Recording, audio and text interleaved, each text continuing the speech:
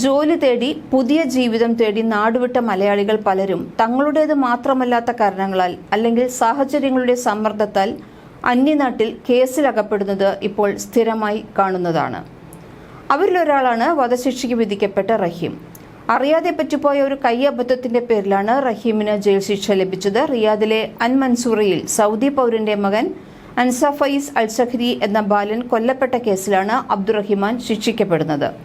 അബ്ദുറഹിമാന്റെ മോചനത്തിനായുള്ള ദയാധനം വിദേശകാര്യ മന്ത്രാലയത്തിന്റെ അക്കൗണ്ടിലേക്ക് കൈമാറിക്കഴിഞ്ഞു. 34,35 ലക്ഷം രൂപയാണ് അബ്ദുൾ റഹീം നിയമസഹായ സമിതി കൈമാറിയത്.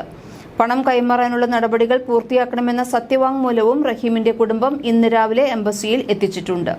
ഇന്ന് ഉച്ചയോടെയാണ് നാട്ടിലെ അബ്ദുറഹീമും നിയമസഹായ സമിതി ട്രസ്റ്റ് ഭാരവാഹികൾ പണം വിദേശകാര്യ മന്ത്രാലയത്തിന് കൈമാറിയത്. വൈകാതെ എംബസി കോടതിയുടെ പേരിലുള്ള സർട്ടിഫൈഡ് ചെക്ക് ഗവർണറേറ്റിന് നൽകും. ഇതിനുശേഷമായിരിക്കും മറ്റ് തുടർ നടപടികൾ ഉണ്ടായിരിക്കുക.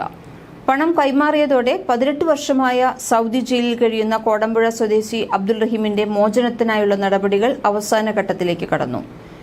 ഇന്ത്യൻ എംബസിയുടെ നിർദ്ദേശപ്രകാരമാണ് വിദേശകാര്യ മന്ത്രാലയത്തിന്റെ അക്കൗണ്ടിൽ പണം നിക്ഷേപിച്ചിട്ടുള്ളത്. വൈകാതെ തന്നെ എംബസി കോടതിയുടെ പേരിലുള്ള സർട്ടിഫൈഡ് ചെക്ക് റിയാദ് ഗവർണറേറ്റിന് കൈമാറും. ചെക്ക് ലഭിച്ചാലുടൻ അനുരഞ്ജന കരാറിൽ ഒപ്പുവെക്കും.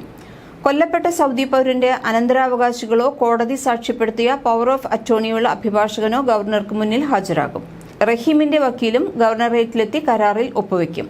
പിന്നീട് കരാർ ഉൾപ്പെടെയുള്ള രേഖകൾ ഗവർണറേറ്റിൽ നിന്ന് കോടതിയിലേക്ക് നൽകും. കോടതി രേഖകൾ പരിശോധിച്ചതിനു ശേഷം നൽകുന്ന നിർദ്ദേശങ്ങൾക്കനുസരിച്ച് തുടർ നീക്കങ്ങൾ നടത്തുമെന്ന് സഹായ സമിതി അറിയിച്ചു.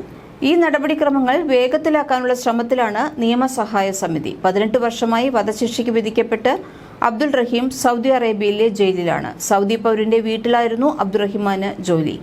അവിടുത്തെ രോഗിയായ കുട്ടിയെ പരിചരിക്കുന്നതിനിടെ കുട്ടിയുടെ കഴുത്തിൽ വെച്ച ജീവൻ രക്ഷാ ഉപകരണം അബ്ദുൾ റഹീമിന്റെ കൈ തട്ടിയാണ് കുട്ടി മരിച്ചത്. തുടർന്നാണ് സൗദി കോടതി അബ്ദുൾ റഹീമിന് വധശിക്ഷ വിധിക്കുന്നത്. കുട്ടിയുടെ കുടുംബം ദയാധനം നൽകിയാൽ മാപ്പു നൽകുമെന്ന് അറിയിച്ചതോടെയാണ് സുമനസുകളിൽ നിന്നുള്ള പൊതു ധനസമാഹരണത്തിലൂടെ ദയാധനമായ 34.5 കോടിയോളം രൂപ സ്വരൂപിച്ചത്.